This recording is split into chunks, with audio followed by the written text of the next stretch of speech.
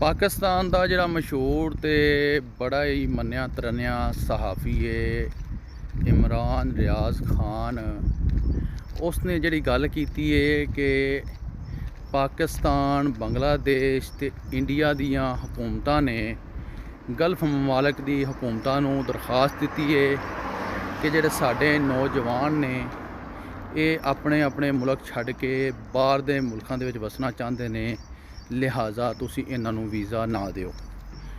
इस गल तो मैं एग्री नहीं करता।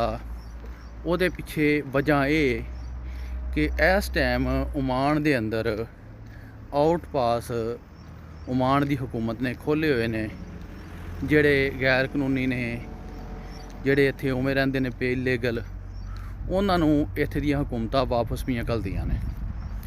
ते यूए दी गल कीती जावे, सऊदी अरब की गल की जाए, कतर कुवैत की गल की जाए, बहरीन की, इन्हां ने वीज़ा पॉलिसियां दे विच पाकिस्तान वास्ते सख्तियां कीतियां ने ते बड़ियां कड़ियां शर्तां रखियां ने।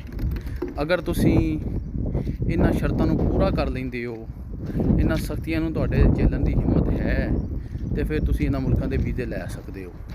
जित्थों तक रही ओमान की गल, तो इंशाअल्लाह आने वाले कुछ दिनों के विच ओमान के जोड़े लो कैटागरी के वीज़े ने, छोटी कैटागरी के लेबर तबके के वीज़े खुलण की उम्मीद है। जित्थों तक इमरान रियाज़ खान ने गल की है, मैं उस पर एग्री नहीं कर सकता।